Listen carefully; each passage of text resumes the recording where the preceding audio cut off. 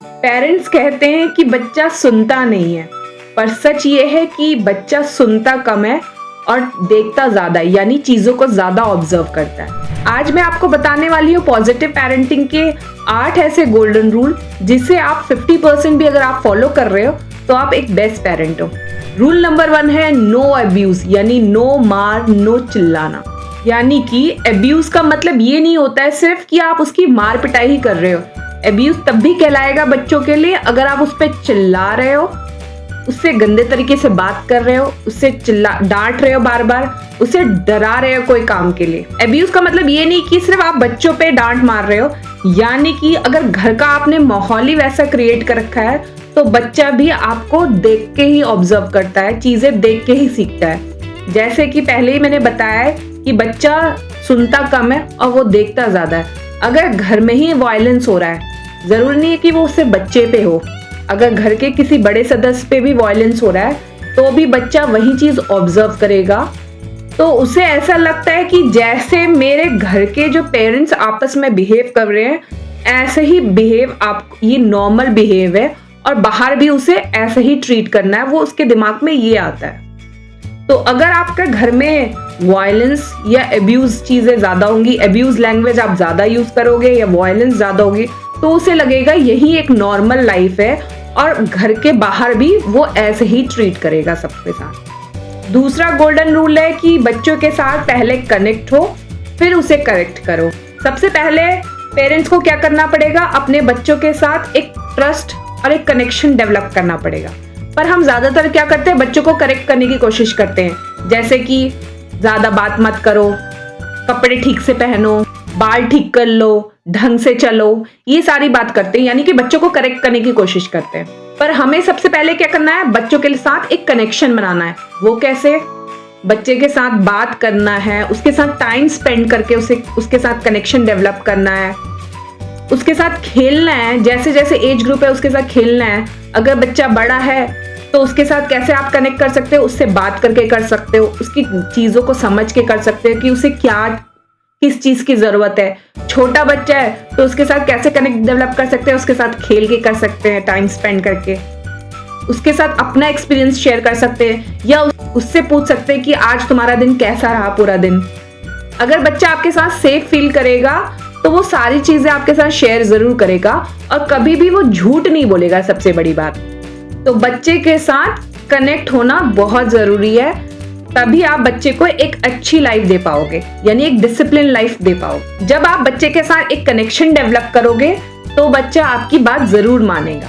Third golden rule है relieve stress, यानी बच्चे को जितना हो सके कम से कम स्ट्रेस देना चाहिए, या तो ना ही दो तो बहुत अच्छा है, ना ही देना चाहिए एक तरह से। जैसे कि अगर आपने जितना ज्यादा आप स्ट्रेस दोगे बच्चों को, उनकी जो लर्निंग कैपेसिटी है वो धीरे धीरे कम होते जाएगी, वो अच्छे से अडेप्ट नहीं कर पाएंगे पढ़ाई को। अगर आप पढ़ाई के टाइम पे उन्हें डांटोगे, उन पे चिल्लाओगे, उन्हें पनिश करोगे, उन्हें डराओगे, धमकाओगे, तो बच्चा डर के मारे उनकी जो पढ़ने की कैपेसिटी है वो और कम हो जाती है, यानी लर्निंग कैपेसिटी और कम हो जाती है। वो डर में, स्ट्रेस में काम और ही खराब होता है। तो बच्चा पढ़ाई की जगह जितना आप चाहते हैं कि उसको डांट के पढ़ाओ तो वो उससे कम उसकी लर्निंग पावर हो जाती है। आपको ऐसा लगता है कि डांटने से बच्चा पढ़ता है, पर ऐसा नहीं है। अगर आप जितना डांटोगे उसका जो पढ़ाई में जो इंटरेस्ट है वो भी कम हो जाएगा और लर्निंग का जो उसके पावर है वो भी धीरे धीरे कम होती जाएगी। तो हमें सबसे पहले करना है क्या, अगर बच्चे का पास ऑलरेडी पढ़ाई का प्रेशर है, जैसे बच्चे हायर स्टडीज में जाते हैं, थोड़े बड़े हो जाते हैं बच्चे, 10th 11th 12th में बच्चे हैं, उनको ऑलरेडी पढ़ाई का इतना बर्डन होता है स्कूल से, उनको ऑलरेडी वो अपने कंपेनियन के साथ, जो अपने फ्रेंड सर्कल में ऑलरेडी वो कॉम्पीट कर रहे होते हैं पहले से। तो आप उनको रिलैक्स करो, पहले ही उन्हें स्ट्रेस मत दो कि तुझे इतना % लाने हैं, तुझे इतना अच्छा करना है। उनको एकदम रिलैक्स करो, रिलैक्स माइंड से ही पढ़ाई अच्छी हो पाती है। बहुत से ऐसे पेरेंट्स हैं, जैसे कि आपका बोर्ड स्टार्ट होता है ना, वो सारी activities, other extra curricular activities को बंद करा देते हैं, बट जो कि ये सबसे गलत तरीका है। अगर आप चाहते हैं कि बच्चे का जो लर्निंग पावर है वो बूस्ट हो और ऊपर जाए, तो उसके लिए एक्स्ट्रा करिकुलर एक्टिविटी भी करना जरूरी है। उन्हें खेलने के लिए भी अलाउ करिए, उन्हें जिस चीज का इंटरेस्ट है, चाहे वो डांस का है, चाहे वो खेलने का कोई स्पोर्ट्स एक्टिविटी, जिससे क्या होगा, उनका फिजिकल एक्टिविटी के साथ मेंटल डेवलपमेंट भी होगा। तो अगर आप चाहते हो कि बच्चा अपनी पढ़ाई में भी अच्छा रहे तो उसके लिए क्या करना है, आपको उन्हें एक्स्ट्रा करिकुलर या उनकी जो हॉबीज है उससे उनको दूर नहीं करना है। नेक्स्ट गोल्डन रूल है अंडरस्टैंड देयर इमोशंस, यानी बच्चों के इमोशंस को समझना जरूरी है, ना कि उसके इमोशंस पे एकदम रिएक्ट करना है आपको। तो उसका एक छोटा बच्चा है, वो रो रहा है, तो एकदम से वो टैंट्रम उसके हो रहे हैं, वो रो रहा है, चिल्ला रहा है, एकदम से आपको उस पर हाइपर नहीं हो जाना है। उसको पहले समझना है कि वो रो क्यों रहा है, उसका रीजन क्या है, पहले उसे समझना, क्लियर करना जरूरी है। मे बी वो जिद कर रहा है किसी चीज के वजह से और आप कुछ और समझ रहे हो। जैसे कि बहुत बार बच्चे ऐसे कहते हैं, रोते हैं, हमें समझ नहीं आता, बट क्या पता उन्हें भूख लग रही हो, छोटे बच्चे हैं, या उनके कहीं पेट में दर्द हो रहा हो, क्योंकि वो समझा नहीं पाते, एक्सप्लेन नहीं कर पाते, बस वो रोते हैं, चिल्लाते हैं, तो पेरेंट्स को लगता है हमेशा ऐसे परेशान करता है, पता नहीं क्यों जिद्दी हो रहा है, और वो क्या है एकदम से अपना गुस्सा निकाल देते हैं बच्चे पर। बट पहले उनके जिद को समझना है, उनके टैंट्रम को समझना है, फिर उसके बाद आपको रिएक्ट करना है, यानी उसको क्लियर करना है कि क्या दिक्कत है। पहले उसको समझो कि वो क्यों इतना ऐसे रिएक्ट कर रहा है। जब वो टैंट्रम कर रहा है तो आपको ऐसे गुस्से से रिएक्ट नहीं करना है। अगर आप ऐसे ही सेम करोगे तो वो और ज्यादा जिद्दी हो जाएगा। अगर आप प्यार से इस चीज को सॉल्व करते हो तो धीरे धीरे आप देखोगे कि बच्चे का जो टैंट्रम है, बच्चे की जो जिद है, वो भी धीरे धीरे क्या हो जाएगी, कम हो जाएगी। फिफ्थ पॉइंट है be consistent and do modelling, यानी कि खुद उस चीज को पहले ऑब्जर्व करो कि आप जो कर रहे हो वही आपका बच्चा सीखेगा, और उस बच्चे के लिए आपको ही अपना रोल मॉडल बनना पड़ेगा। उसके लिए क्या है, अगर आप झूठ बोलते हो तो आप ये नहीं सोच सकते कि अगर आप झूठ बोल रहे हो और बच्चे से कहोगे कि आप सच बोलो तो बच्चा कंफ्यूज हो जाएगा। तो सबसे पहले आपको क्या करना पड़ेगा, आपको खुद भी झूठ नहीं बोलना पड़ेगा, तभी बच्चा वो आपसे सीखेगा।